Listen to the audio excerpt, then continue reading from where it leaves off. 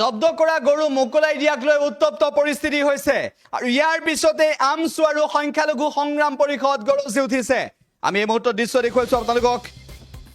জব্দ কৰিছিল গৰু, তাৰ পিছতে মুকলি কৰি দিছে। ইয়াৰ পাছতে গৰজি উঠিছে আমছু, গৰজি উঠিছে সংখ্যালঘু সংগ্ৰাম পৰিষদ। কচুৱা আৰক্ষীৰ বিৰুদ্ধে গুৰুতৰ অভিযোগ উত্থাপন কৰিছে। আৰক্ষীয়ে জব্দ কৰা গৰু গাড়ী আৰু আটক কৰা লোকক এৰি দিয়াৰ বিৰুদ্ধে কচুৱা আৰক্ষীৰ বিৰুদ্ধে এবাৰ গৰজি উঠিছে আমছু আৰু সংখ্যালঘু সংগ্ৰাম পৰিষদ।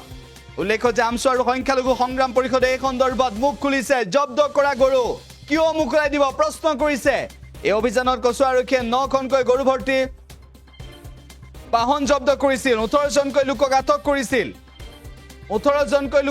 কৰিছিল। 9খনকৈ বাহনত জব্দ কৰা গৰুৰ সংখ্যা আছিল প্ৰায় 108টা। তাৰ পিছত কিয় মুকলি কৰি দিলে প্ৰশ্ন কৰিছে আমছু আৰু সংখ্যালঘু সংগ্ৰাম পৰিষদে। মন্তব্য কৰিছে এই সন্দৰ্ভত। আউঙ্গা না খানে দেউঙ্গা। এই বিগত কিছুদিন আগত মুখ্যমন্ত্ৰী ডাঙৰীয়া কেবিনেটত সিদ্ধান্ত লৈছে ৰাজহুৱা স্থানত গো বক্ষণ আৰু ৰেস্তোৰাঁ হোটেলত নিষিদ্ধ কৰিছে বুলি ঘোষণা কৰিছে। মুখ্যমন্ত্ৰীক সঁহাৰি জনাইছোঁ যে আমি ৰাজহুৱা স্থানত এইবোৰ আমি নকৰোঁ। দৈনিক নগাঁও জিলাৰ চুকে কোণে দৈনিক গৰুৰ গাড়ী সৰবৰাহ হয়। ইয়াৰ কাৰ ছত্ৰছায়াত হয়, ইয়াত কোন জড়িত আছে? ইয়াত এটা ৰেণ্ডম পলিগ্ৰাফ টেষ্টৰ জৰিয়তে ইয়াত এটা তদন্ত হ'ব লাগে। মিডিয়া আৰু সৰ্বদলীয় পক্ষ যদি আৰু ৰেণ্ডম টেষ্টৰ জৰিয়তে যদি ৰেণ্ডম পলিগ্ৰাফৰ টেষ্টৰ জৰিয়তে যদি ইয়াত পৰীক্ষা কৰা হয়, আমাৰ হাতত তথ্য নাই, যদি পৰীক্ষা কৰা হয় ইয়াত জল দুধ কা দুধ পানী কা পানী হৈ যাব। ইয়াত কোন জড়িত, কোন আমোলা বিষয়া জড়িত আছে, ইয়াত কোন SP DSP জড়িত আছে, কোন প্ৰশাসন জড়িত আছে, কোন নেতা পালি নেতা জড়িত আছে, সকলো জল পটকৈ ওলাই যাব। গতিকে অসমৰ মুখ্যমন্ত্ৰী ডাঙৰীয়াক দুৰ্নীতি শূন্য সহনীলতাৰ কথা কৈ অসমৰ মুখ্যমন্ত্ৰী ডাঙৰীয়াক মই আহ্বান জনাইছোঁ অসম সংখ্যালঘু সংগ্ৰাম পৰিষদৰ তৰফৰ পৰা যে মুখ্যমন্ত্ৰী ডাঙৰীয়া আপুনি এজন ৰাজধৰ্ম পালন কৰক। আপোনাৰ ৰাজ্যত এনেকৈ দুৰ্নীতি লুণ্ঠন ৰাজ অবাধ ব্যৱসায় চলি আছে।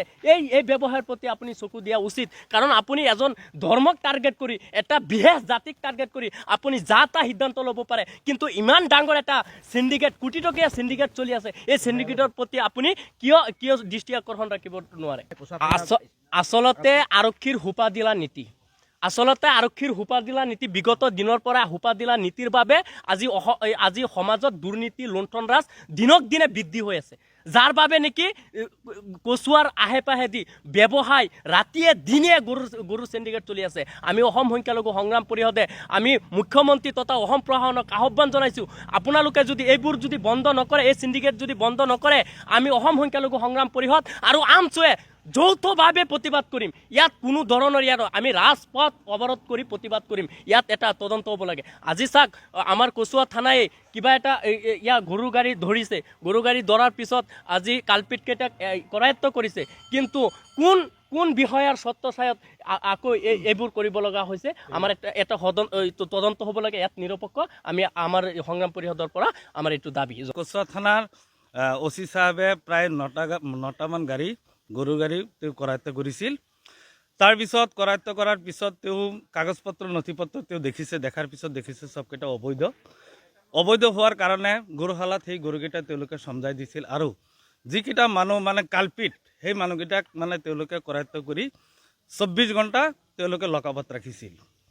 আমি জানিব পাৰিছোঁ যোৱাকালি সন্ধিয়াত সেই মানুহকেইজন আৰু মানুহকেইজনৰ যিকেইটা গাড়ীৰে গৰু কৰায়ত্ব কঢ়িয়াই আনিছিল, সেই গাড়ীবিলাক তেওঁলোকে এৰি দিছিল। আমাৰ কথাটো হ'ল যে যদি গৰুকেইটা তেওঁলোকে ধৰিছিল, ধৰাৰ পিছত যদি তেওঁলোকৰ গৰুৰ বৈধতাৰ নথি পত্ৰ আছিল, তেতিয়াহ'লে তেওঁলোকক গৰুকেইটা সমজাই দিব লাগিছিল। তাত আমাৰ ক'ব লাগে একো নাছিল। কিন্তু বৈধতা তেওঁলোকৰ কাগজ পত্ৰ নথকাৰ পিছত যিহেতুকে গৰুশালাত সমজাই দিছে, সেই সমজাই দিয়াৰ পিছতো তাৰ পিছত কেনেকুৱা তেওঁলোকৰ বৈধতা হ'ল, গৰুকেইটা কেনেকুৱা বৈধতা হ'ল? গতিকে এইটো আমাৰ সন্দেহ আছে। কাৰণ এই যি সময়ত অসমৰ মুখ্যমন্ত্ৰী গৰুৰ মাংস খোৱাটো বন্ধ কৰিছে, আমিও সদৌ অসম সংখ্যালঘু ছাত্ৰ ইউনিয়নে যে গৰু মাতাক সন্মান কৰিব লাগে, কাৰোবাৰ জাতিক আমি আঘাত কৰিব নালাগে, সন্মান কৰিব লাগে। কাৰোবাৰ আপোনাৰ গৰু মাতা বুলি কৈছে আৰু সেই মাতাক আমি সদায় সন্মান কৰি যাম। আমাৰ কথাটো হ'ল এইটো।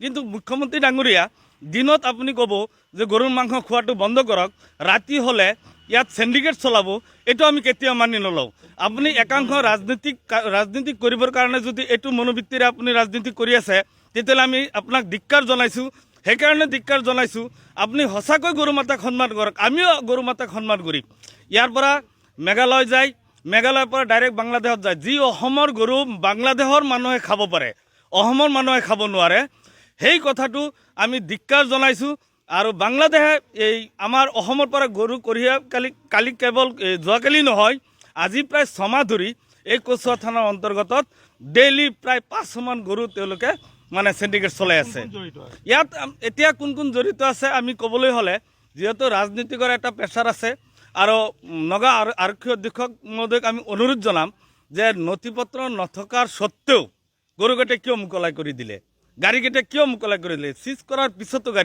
তেওঁলোকে গাড়ীকেইটা এৰি দিলে তাৰ পিছতো 18জন মানুহ তেওঁলোকে লকআপত ৰাখিছে যদি তেওঁলোকৰ বৈধতা আছিল তেতিয়াহ'লে লকআপত ৰখাৰ কি যুক্তি আছিল গতিকে আমি জানিব পাৰিছোঁ ইয়াত মোটা অংকৰ এটা ধনৰ লেনদেন হৈছে আমি ধিক্কাৰ জনাইছোঁ অসমৰ মুখ্যমন্ত্ৰী মহোদয় আপুনি ইমিডিয়েটলি ইনকুৱাৰী কৰক আমাৰ ডিজিপি মহোদয়ক আমি কৈছোঁ যে কালি যি গৰুৰ সিন্ডিকেটৰ এটা সিন্ডিকেট চলিছে সেই সিন্ডিকেটৰ গৰুকেইটা মুকলাই কৰি দিছে গাড়ীবিলাক মুকলাই কৰি দিছে মানুহকেইটা মুকলাই কৰিছে ইয়াৰ ওপৰত সঠিক তদন্ত হ'ব লাগে আৰু আমাৰ ডিজিপি মহোদয় ইয়াৰ ওপৰত ষ্টেপ ল'ব লাগে নগা যিকোনো খবৰৰ বাবে যোগাযোগ কৰক 7099017330 লগতে 7099017111